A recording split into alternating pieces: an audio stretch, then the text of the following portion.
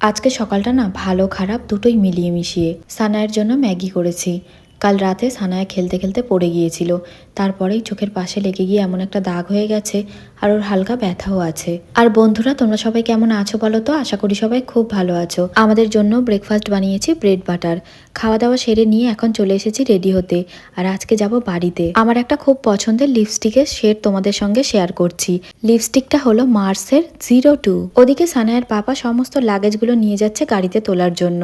আমি ঘরে সমস্ত জানালা দরজা ভালোভাবে বন্ধ করে ঘরটাকে লক করে এখন চলে আসলাম। সানায়া আপাতত পিছনের সিটে বসেছে, তবে কিছুক্ষণ পর আবার আমার কাছে চলে আসবে।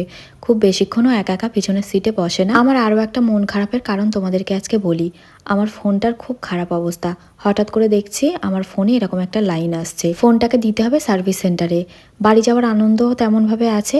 কোলাঘাটে দাঁড়িয়ে একটু চা খেয়ে নিচ্ছি। আমার অনেক বোনেরা আমাকে জিজ্ঞাসা করেছো যে দিদি কিংবা আপু তুমি কোথায় থাকো।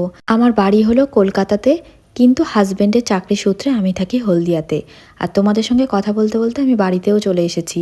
একেবারে লাঞ্চ করে আমি ওপরে আসলাম, কারণ বাড়িতে ফিরে প্রচণ্ড খিদে পেয়ে গিয়েছিল। তারপরে আমি চলে এসেছি আমাদের ছাদ বাগানে। মা ডাকছিল কিনা ছাদে প্রচুর সবজি হয়েছে, সেগুলো দেখার জন্য। কি জানো তো বন্ধুরা, সুখে থাকার জন্য হাজার হাজার টাকা লাগে না, শুধু সময়, ধৈর্য আর অনেকটা অপেক্ষার প্রয়োজন হয়। আর প্রয়োজন হয় একটা ভরসাযোগ্য মানুষ। সম্পর্কগুলো যখন পুরানো হতে থাকে, পরিস্থিতির সঙ্গে সঙ্গে তার রূপও বদলাতে থাকে।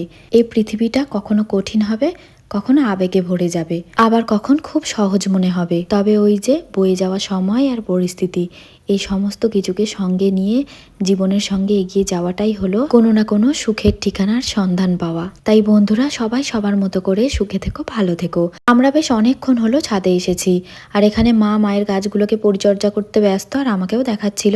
সানায়াও অনেকক্ষণ খেলাধুলা করলো। এখন সন্ধে হতে যায় তো, তাই আমরা নিচে নেমে যাচ্ছি। এখানে সন্ধ্যের চা খাচ্ছিলাম, তার সঙ্গে মা বানিয়েছে তেলের পিঠে বা পাকান পিঠে। এখানে আছে চুষি পিঠে, তবে এই চুষিগুলো কিনে আনা মেলা থেকে। আমাদের তো বাড়িতে জামা কাপড়ের দোকান আছে, আর এবারে দোকানে এসেছে একদম ঈদের কালেকশন। সেগুলোই মা আমাকে দেখাচ্ছিল। এবারে প্রচুর কালেকশন এসেছে, যদিও বা প্রত্যেকটা কালেকশনের আলাদা আলাদা ভিডিও আমি তোমাদের সঙ্গে শেয়ার করে থাকি। এবারেও আমাদের সমস্ত ঈদের কালেকশন তোমাদেরকে দেখাবো। রাতের ডিনারে মা আজকে বানাচ্ছে পিঠে। এই পিঠেটা অনেকটা ডোসার মতো দেখতে। এটা চালের আটা দিয়ে মা বানায়, আর দারুণ খেতে হয়। এই পিঠেটা মাংস দিয়ে খেতে সব থেকে বেশি ভালো লাগে। আমরাও মাংস দিয়েই খাই।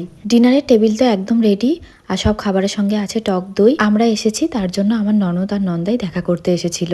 সবাই মিলে একসঙ্গে বসে ডিনার করে নিলাম। এখন তো অনেকটা রাত হয়ে গেছে, সানায়ের পিপি আর জাম্বো বাড়িতে চলে যাবে, তাই সবার আদর খেয়ে নিল একটু। তাহলে বন্ধুরা, ভ্লগটা ভালো লাগলে কমেন্ট করে জানিও, পেজটাকে ফলো করে দিও। দেখা হবে পরের ভ্লগে।